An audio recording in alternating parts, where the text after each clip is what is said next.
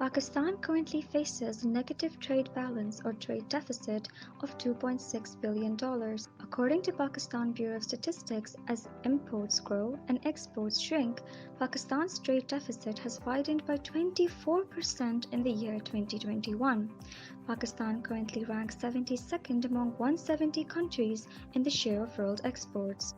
Foreign remittances have financed the bulk of Pakistan's trade deficit for the last many years, but in the aftermath of COVID-19, the lack of growth in remittances is expected to further plunge Pakistan into the foreign debt trap. Another harmful effect of trade deficit is currency depreciation. Applying concepts to demand and supply, we can see that as import value exceeds export value, there is a fall in demand for rupee, which leads to its depreciation.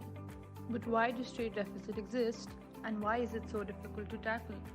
Historically, Pakistan has followed a policy of import substitution rather than export promotion. It has a narrow export base, mainly textiles, leather, sports goods, and rice, and its exports are limited only to a very few markets. Unlike its neighboring countries, Pakistan's export market is less dynamic, with 60% of our total exports relying on cotton yarn. Bangladesh has further eaten into Pakistan's market share of textiles. Although it faces the same handicaps as Pakistan of military interventions, poor governance, and tax corruption. By focusing on export promotion, Bangladesh has managed to surpass Pakistan's GDP growth, with its trade deficit now 4 times smaller than that of Pakistan. However, in Pakistan, manufacturing sectors have been largely neglected through overtaxation of inputs, lack of subsidies, and a lack of access to infrastructure, especially electricity. भाई कितने घंटे light जाती है? 4 घंटे से light जाती है यहाँ पे. As a result, Pakistan's exports face trade barriers in international markets due to unsafe working conditions. Due to such constraints, the extraordinary skills of Pakistani craftspersons and small businesses have remained unrealized. But the trade deficit problem gets worse, and the culprit is lots and lots of imports. As a nation, we prefer to import and use even the most basic commodities of foreign countries rather than locally manufactured goods. Just think of how many daily products you use which are manufactured elsewhere, from your breakfast cereal to your expensive imported makeup brands. So what can be done to solve the trade deficit?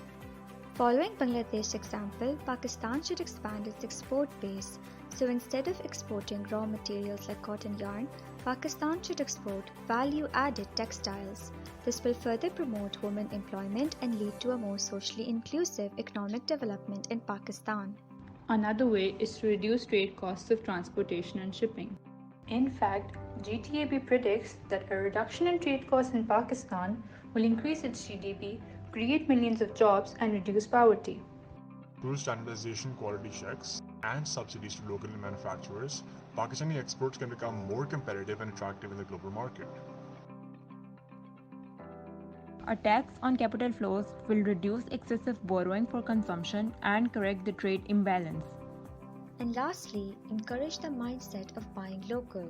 Despite being an agrarian country, Pakistan imports agro-based products worth billions of dollars that it could have produced on its own, while local products remain shelved. What we need is to change this attitude of preferring the imported branded goods and start supporting local business ventures so we no longer have to rely on outsiders to fill in the growing gap between our imports and exports. And this is why we truly believe that solving the trade deficit will be a huge step for economic progress for Pakistan.